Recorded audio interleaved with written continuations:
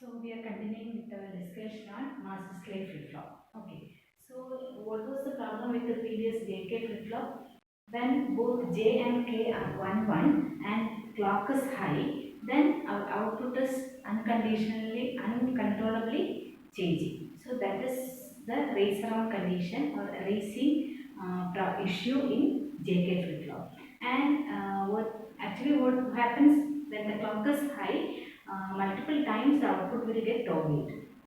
So that is not a predictable state. It is predictable, but it is continuously changing. So in order to overcome that particular issue in JK flip flop, the developers have suggested a new type of flip flop which is called the master slave flip flop. So here we are ensuring that the output will change only once within a clock cycle. Okay, so the circuitry for this master slave JK flip flop is somewhat like this. We are having two JK flip flops. So we know what is the structure of a JK flip flop. So we are taking two such flip flops and we are trying to connect them. So this part is something like a JK flip flop, right? Something like it. So here we will be having one additional feedback circuitry will be there. So for right now I am not taking that, and this is another JK flip flop. So how I can connect these two? Normally we will give a clock signal to this, and here also we will be connecting this to a clock. Okay, so this is the clock for this particular, and for this also I am having another clock. And this is the JK input of this particular JK flip flop, and this is the output. And what the master slave does is, the first circuitry will be active when the clock is high, and the second circuitry will be active when the clock is low. So how we can simulate such a system that when the clock is high, I will directly give the input to this particular circuitry. So this particular system will be active, or this particular JK, the first half of the JK part will be active. And whenever the clock is zero, I will negate it and give that input as the clock of the second part. So what happens is, when the clock is 1, this part will be active, and when the clock is 0, it will be inverted as 1, and this particular part will be active. So whatever computation I am doing here, that will come to the output, and when the clock is 0, when the clock of this particular part becomes 1, then that output will be transferred to this output. Okay, so this is how JK is working, and here I will directly connect the output of this to this, and this will be connected to this, and in normal JK flip flop we will be having some feedback circuitry. So that also we will include here. The Q bar will be connecting to the first flip flop, and this Q will be connecting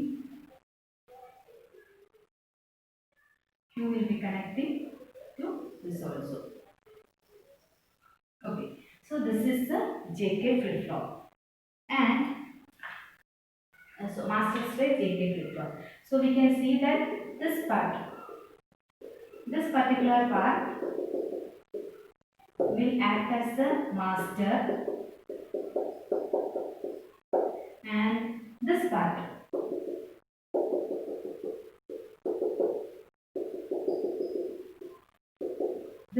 will act as slave. Why it is known as master and slave? So this is the first one that we are giving input. That's why it is master, and depending upon the output of this will work. That is why it is known as slave. So this is a master slave circuit. So how this will work? Whenever the input of clock input is 1, this particular master part will be active, and the corresponding JK, whatever the input that we are getting, that will be, we know what is the output of a JK flip flop when for different combination of inputs. 0 0 1 will be the output, 0 1 what will be the output. So what happens if when J and K are 1 1, how the race around condition is eliminated here? When both J and K are 1, assume that this output is 0. What happens when clock is equal to, as long as the clock is high, the output will remain here. Okay, then clock becomes 0, then only it will be transferred to this output. So when clock becomes 0, the corresponding state will remain here, and when clock becomes 0, this part will be active, and if this is 0 and this is 1, then the corresponding depending upon the input of this particular flip-flop, the output will be activated. Okay, so in this way we can control the indefinite toggling of outputs in the JK flip-flop. So this is the master slave JK flip-flop. It is very similar to our JK flip-flop, nothing more than that. The only difference is we are having two JK flip-flops which connected together, and we are having the feedback circuitry also. The first part will be active when the clock is high, and the second part will be active when clock is low. Okay. So this is the circuitry of master slave flip-flop. Okay. Now we can see how this clock will affect the output of master slave flip-flop. So we can see that the clock is, assume that this is the clock.